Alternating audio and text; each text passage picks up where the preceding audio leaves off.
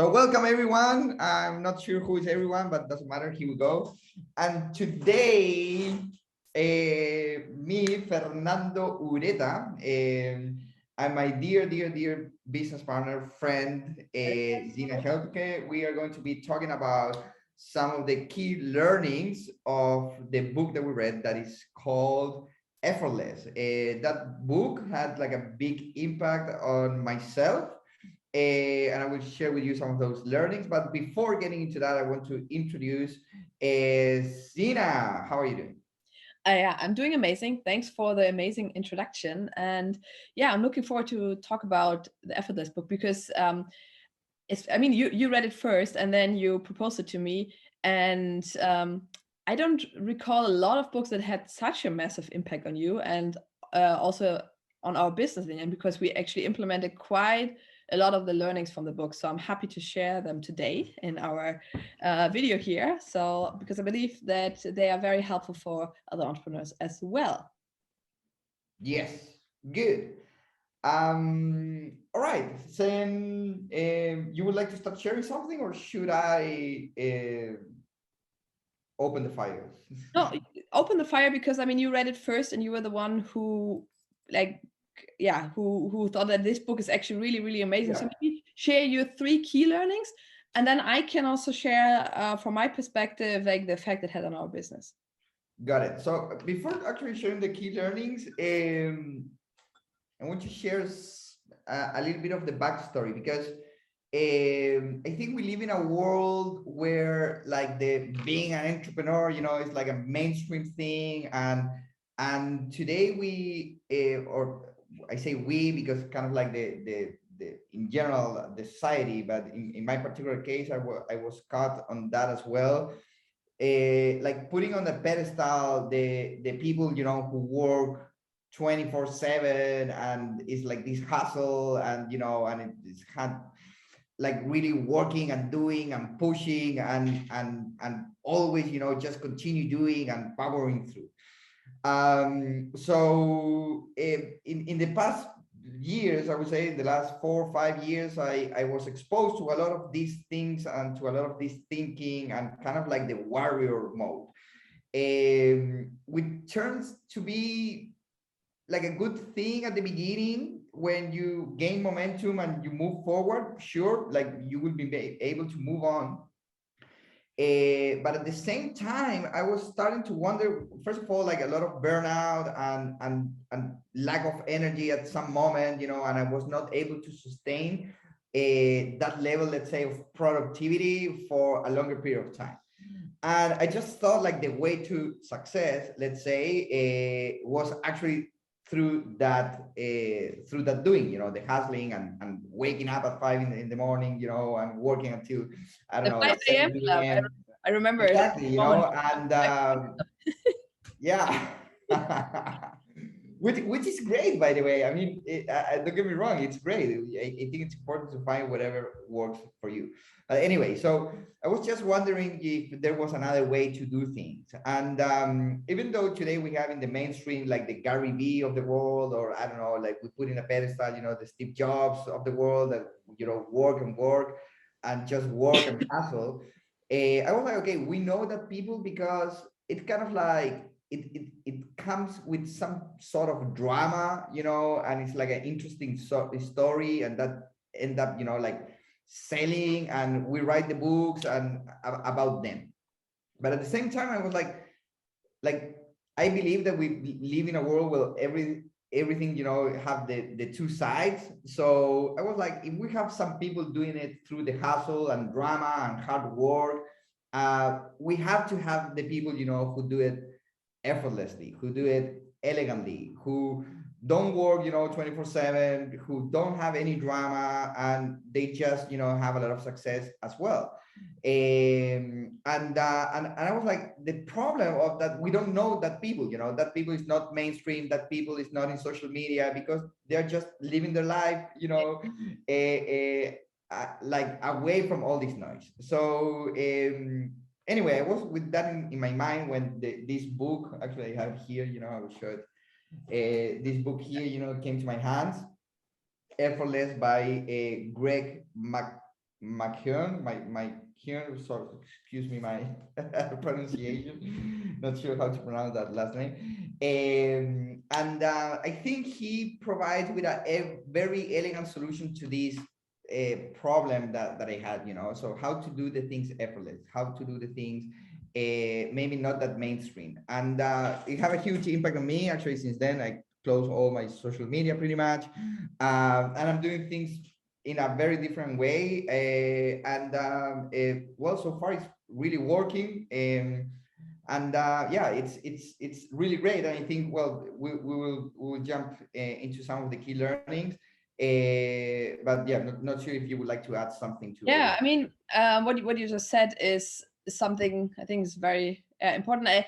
And especially, I mean, for us, we're business partners since 3 years now, I think. Yeah.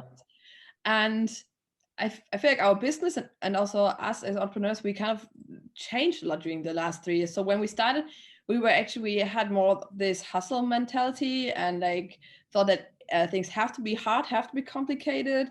And it's like, as I said, we were like in the 5 a.m. club at someone, which was fun and cool. I was always very proud of myself when I got up in the morning. And yeah, then when you read the Effortless book, I I noticed like a huge change also in your kind of in your personality. So I feel like your whole presence was all of a sudden way stronger.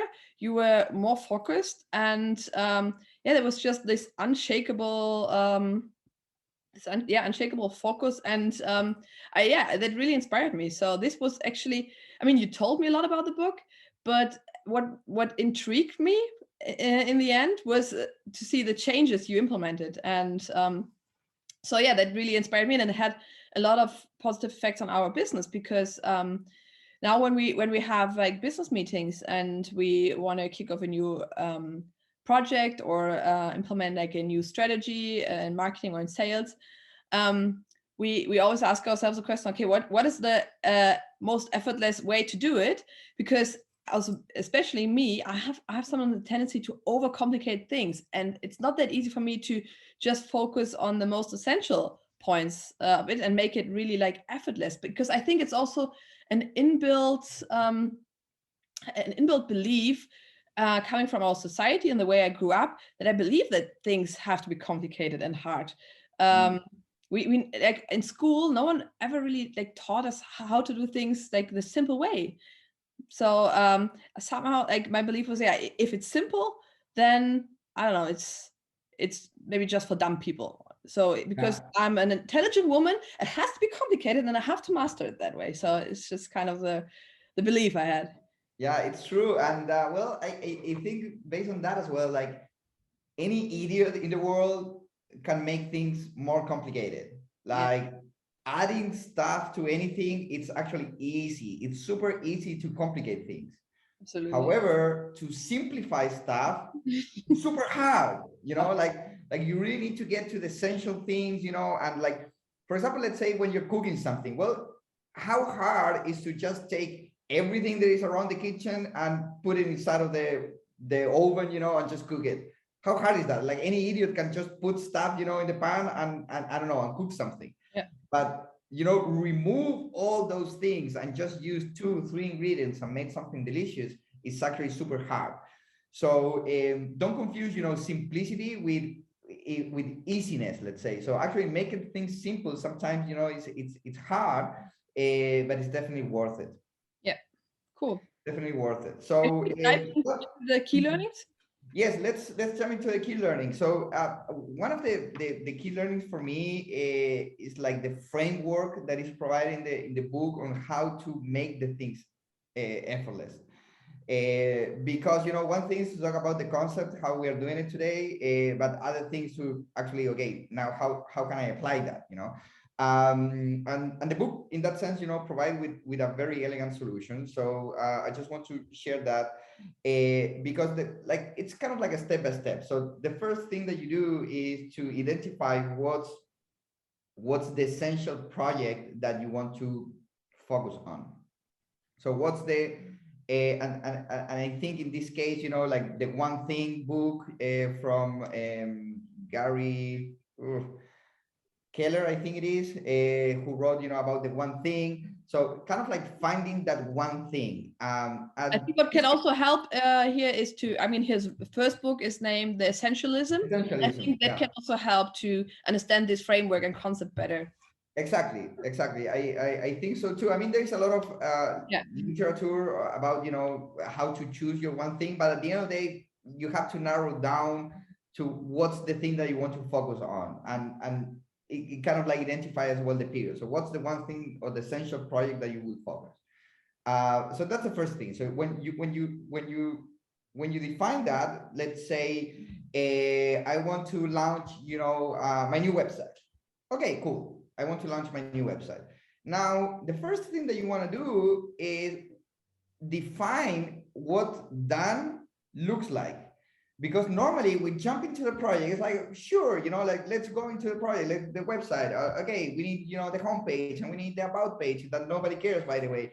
And I don't know, let's put the projects, and let's put these and the testimonials. And like you stop thinking and throwing stuff, and you start like working on the project without even defining what done look like. Like what are the parameters that you're defining from the beginning, that when all you have a check on that, okay, this is done, so what done looks like, well, and you have to be able, to get to a very simple sentence on what done looks like. So I will know that it's done when the website, have the homepage with this and this and this information, and the URL, it's set to this direction, to this address. Yeah. Boom. Perfect. Like that's what done looks like. And then, well, the next thing, I think this is super important, is what is the first obvious step?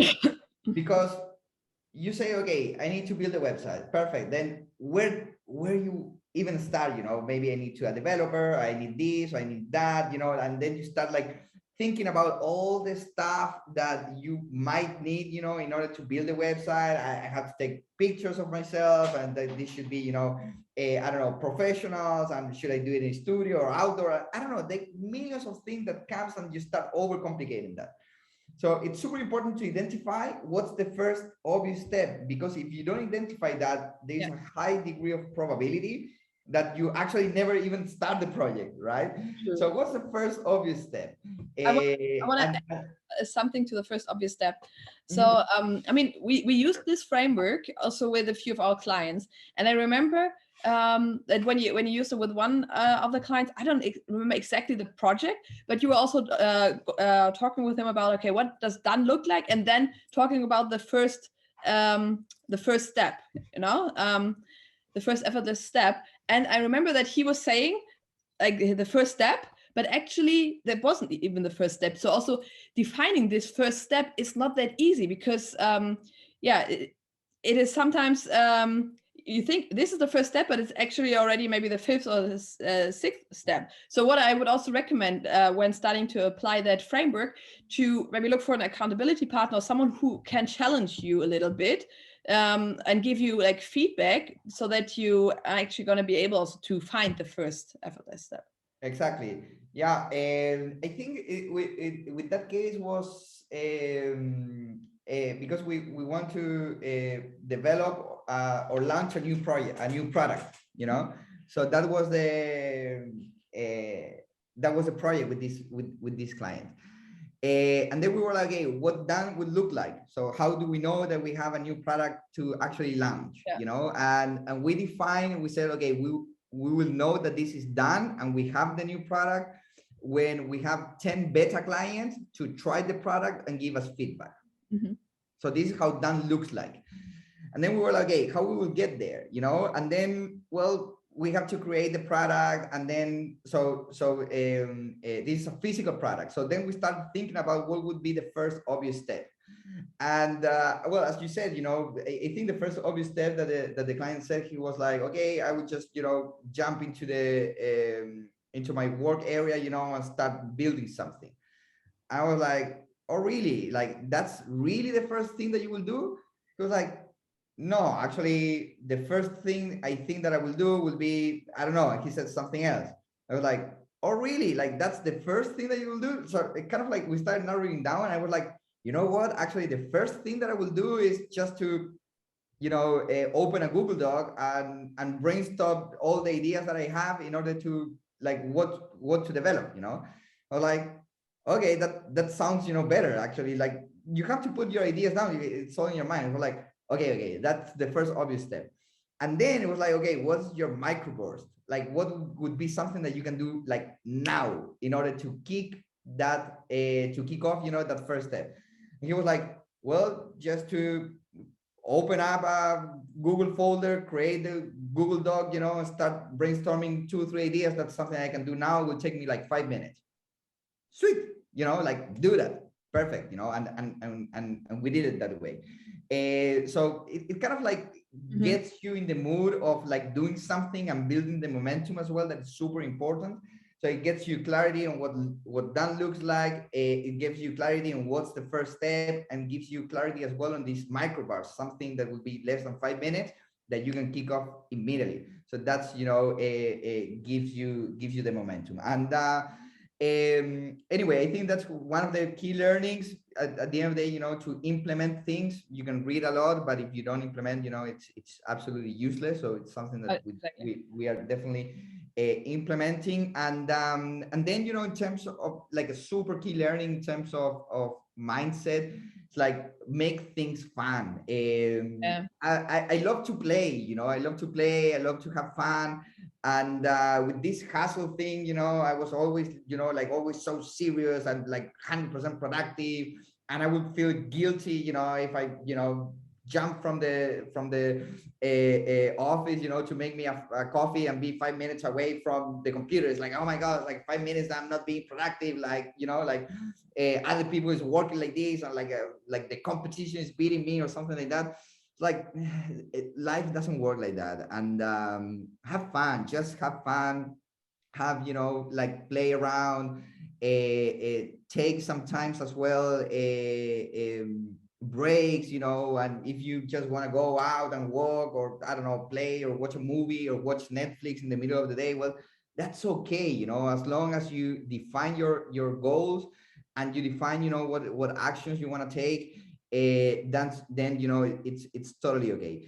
And in that line as well, I think something that the book and also like the process really helps you as well is to define like what's the action that you're going to take, and you define your minimum and you define your maximum as well. So let's say you want to read a book.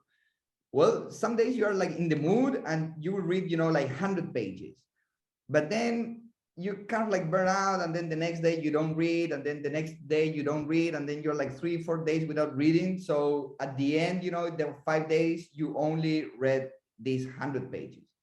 Wouldn't it be better, if like every day you read 25 pages, that's it, just 25. And when you're at the 25, and even if you want to continue reading, you stop, so then you have that taste, of wanting tomorrow to actually come and read again. And sometimes maybe you're not going to be in the mood to read the 25. So you have, your upper limit and your down limit. So you say, okay, every day I will read at least 15 pages, let's say, and not more than 30 pages. And this is something that you can do with anything. So right now, for example, we're doing some videos with Tina, and I'm like, okay, every day I will record 5 videos. So my goal is like, okay, I would record at least 3 and no more than 7, and that's my sweet spot. So if I'm definitely not in the mood, I'm like, okay, I will record 3 videos, like I know I can do that. It's just, half an hour, 45 minutes. Like I will do that. If I'm really in the mood, I will continue, but I will do 7. But every day I'm doing, like somewhere between 3 to 7, that's probably 5, and like you do that consistently. I think achieving consistency is like the key to do anything effortlessly, because you build up that momentum, and you build, like that muscle, anyway, I think that's definitely something that I think a lot. This was also an important learning for me, because I have the tendency yeah, generally like also to overcomplicate. And you can also see this tendency when I, for example, create to-do lists or things I want to achieve in a day. And then sometimes like, okay, I want to do this and do that and do that. And what else? Yes, I can also do this. And then my list is like super long. And at the end of the day, I haven't achieved everything of that list, obviously. And then I always feel like shit. It's like, oh, great. So again, you weren't able to accomplish everything from your to-do list. And then when you introduced the effortless way, and I started, for example, putting like goals the way you just described it. Okay, so for example, create at least 3 videos, max 7 videos, or write at least this amount and maximum this amount. And then all of a sudden, yeah, I started to end the day and look at my listeners like, actually, I accomplished what I wanted to do, and it feels good. And this is also one thing that was very important. Yeah, I think also you know what's the key behind that? I think that helps you to center yourself, you know. So in the good days, you're not this super machine that it's able, you know, to accomplish millions of things in a day, but also, and you feel proud about it. Mm-hmm. But also in the bad days, you're not this piece of shit, worthless, you know, that cannot do anything, you know. Yeah. So, and I think being aware of that is super important, because every time that you feel proud of something, like because of like a natural law of compensating and to center you, you will bring and you will manifest into your life something that you will be ashamed of, you know, and normally will be in the same area. Mm-hmm. So if you're super proud of your super productive day, then guess what? You will attract in probably in the next few days, you know, a day that is unproductive for your standards, and you will be ashamed of, you know. Yeah. So And exactly, and we oscillate with, you know, with that always. So for example, with the cleaning of the house, normally I will go and I will clean the house, and it would be like perfect, and I will be like super proud of my house, you know, it looks amazing. But then when it was not looking like that, because I feel proud because it's kind of like above my average standard, and I feel proud about it. But when it's below my average standard, I feel ashamed. So today I'm kind of like more in balance. So when I'm cleaning, I don't clean it that much, you know. So like I will feel like super proud. I will of course, the house, you know, it's super good for my standards. I love it, but I will not go with that, you know, super extra mile.